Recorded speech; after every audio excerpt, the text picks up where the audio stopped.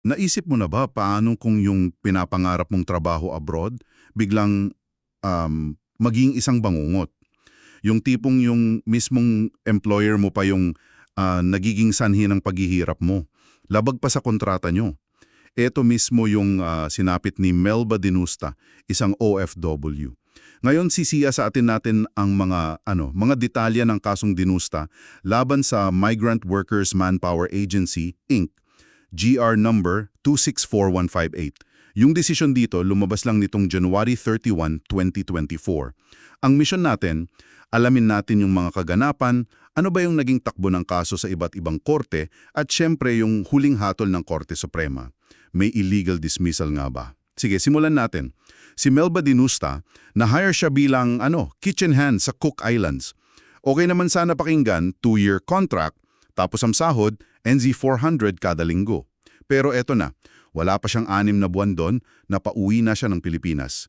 Ang dami niyang reklamo. Oo, mabigat yung mga reklamo niya eh. Una, kulang daw yung sahod na binibigay sa kanya. Dapat 400 pero parang 300 lang daw talaga. Malaking bagay yun. Tapos wala daw yung accommodation allowance na nasa kontrata at yung pinakamatindi, yung trato sa kanya. Minura daw siya ng mga salitang, alam mo na, stupid, idiot, fuck you. Grabe. At ang pinaka-highlight, tinutukan daw siya ng kutsilyo nung nanay pa ng employer niya, si Vane.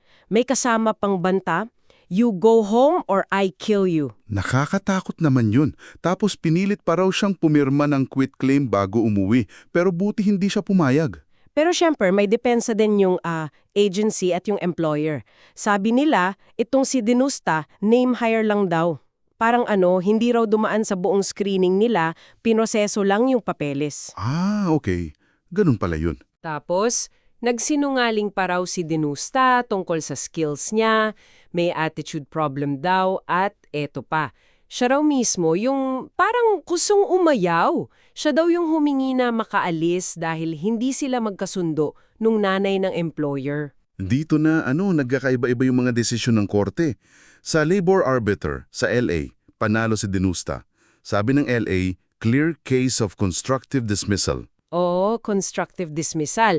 Kumbaga, kahit hindi direktang sinabing tanggal ka na, yung sitwasyon ginawang imposible para magpatuloy siya. Tama, ginamit na basehan yung mga text messages, yung mga paglabag sa kontrata, sahod, accommodation, tapos syempre, yung insidente ng kutsilyo. Kaya pinagbayad yung agency, sahod para sa natitirang kontrata, tapos mga danyos pa. Pero teka, pag-akyat sa NLRC, sa National Labor Relations Commission, binaliktad. Oo, binaliktad ng NLRC. Sabi nila, parang kulang yung ebidensya para masabing illegal dismissal. Mas pinaniwalaan nila yung mga online conversation daw na parang si Dinusta daw talaga yung may gustong umalis dahil sa mga reklamo niya at yung alitan nila nung nanay. So anong nangyari sa decision? Ang pinagkakaloob lang ay yung salary differentials, yung kulang sa sahod. Pero yung bayads para sa natitirang kontrata at danyos, tinanggal. Ay grabe, tapos umakyat pa sa Court of Appeals sa CA. At dito, lalong parang minala si Dinusta. Oo, kasi na-dismiss yung kaso niya doon. Pero hindi dahil sa merits, kundi dahil sa technicality. Technicality. Bakit daw? Na-late daw siya ng pag-file ng petition for certiorari. Lagpas na daw sa 60 days. Yung paliwanag niya na naantala siya dahil sa COVID-19 pandemic, hindi tinanggap ng CA. Ang higpit naman nun. Lalo na pandemic yun. Yun nga kaya umabot na talaga to sa Korte Suprema. At dalawa yung naging major questions doon. Ano yung mga yun? Una, yung sa procedural aspect. Tama ba yung CA na i-dismiss agad dahil lang late yung file? Considering na, alam mo na, kasagsagan ng COVID yun. Oo nga. Pangalawa, yung substantive. Meron ba talagang illegal or constructive dismissal na nangyari kay Dinusta? Ito yung pinaka-importante. At dito na talaga nagkaalaman. Ano ang sinabi ng Supreme Court? Doon muna sa late filing. Ayon, pinull out ng Korte Suprema yung CA. Mali daw yung ginawa ng CA. Sabi ng SC, yung COVID-19 pandemic, yung tapa, ito ay compelling reason o mabigat na dahilan para payagan yung extension. Buti naman. Mas mahalaga daw yung hustisya, yung substantive justice, kaysa sa sobrang higpit na pagsunod sa technical rules. Dapat naging mas considerate ang CA. Makes sense. So, ano naman yung hatol nila sa mismong kaso? May constructive dismissal ba? Oo, yun na nga. Kinatigan ng Korte Suprema si Denusta. Malinaw daw na biktima siya ng constructive dismissal. Paano nila ipinaliwanag yun? Well, una, yung mga paglabag sa kontrata. Malinaw na malinaw daw, kulang yung sahod, binawasan yung oras ng trabaho from 8 hours to 6, tapos hindi binigay yung accommodation. Sabi ng korte, ito pa lang, sapat na para mapilitang umalis ang isang empleyado. Violation of terms of employment na yan. Tama, contract violation yun eh. At yung pangalawa? Yung trato sa kanya. Yun. Yung maltreatment, yung mga mura, yung verbal abuse, at lalo na yung panunutok ng kutsilyo. Sabi ng SC, lumikha ito ng isang unbearable working environment. Hindi na talaga makatao, hindi na makatarungan. Yung sabi nung nanay na kumakaway lang daw siya. Hindi pinaniwalaan ng Korte Suprema yun. Sabi nila kahit pa totoo na si Denusta yung nagsabi o nagpakita na gusto niyang umalis, it doesn't matter. Kasi resulta lang yun nung hindi na niya makaya ng sitwasyon. At sino ba may gawa ng sitwasyon? Yung employer. Yan daw mismo yung essence ng constructive dismissal. Hindi mo na kailangan hintayin na sipain ka palabas. Malinaw. So, binalik ng SC yung desisyon ng LA. Ano yung final na ipinapabayad sa agency at employer? Yes, binalik yung hatol ng LA pero may modification sa amounts. Pinagbabayad yung agency at yung foreign principal ng una, sahod para sa natitirang 20 months ng kontrata niya. Wow, 20 months yun. Oo. Tapos, yung salary differentials, yung kulang sa sahod. Pati yung placement fee na binayaran niya, yung PHP 90,500, kailangang i-reimburse. Napatunayan naman daw to based mismo sa records ng KNG. Okay. Buti na patunayan.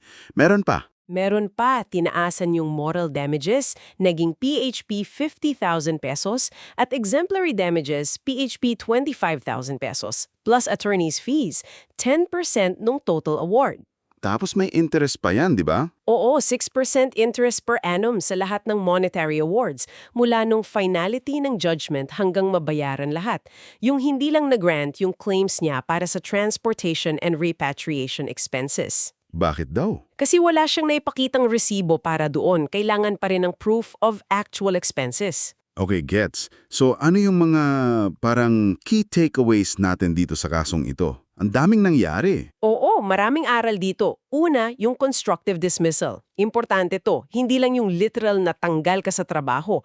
Kapag yung actions ng employer mo, ginagawang sobrang hirap, imposible o hindi na reasonable yung work environment mo. Tulad ng contract violations or pang-aabuso. Exactly. At ang tanong lagi, mapipilitan bang umalis ang isang rasonableng tao sa ganong sitwasyon? Kung oo, constructive dismissal yun. Pangalawa, yung pag-relax ng korte sa rules of court. Nakita natin dito na pwede palang hindi maging sobrang strict sa deadlines, lalo na kung may extraordinary circumstances tulad nga nung pandemic. Ang priority dapat ay yung substantive justice. Mahalaga yan, lalo na para sa mga walang masyadong kakayahan para sa legal battles? Tama. At pangatlo, pinatibay ulit yung proteksyon sa mga OFW sa ilalim ng RA 8042, yung Migrant Workers Act. Kapag illegal dismissal, kasama na yung constructive, may karapatan talaga sa sahod, para sa unexpired portion ng kontrata, balik placement fee at danyos. May laban ang ating mga kababayan. Napaka-importante ng mga aral na yan. So, iiwan natin sa iyo na nakikinig itong isang tanong. Alam natin na marami pa ring panganib na inaharap ang mga OFW natin. Ano pa kaya yung mga pwedeng gawin, mga paraan, para masigurong may pananagutan agad ang mga agency at foreign employer?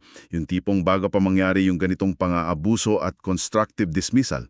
Isang bagay na pagnilayan natin. Sana'y naging makabuluhan itong ating pagsusuri sa kaso ni Melba Denusta.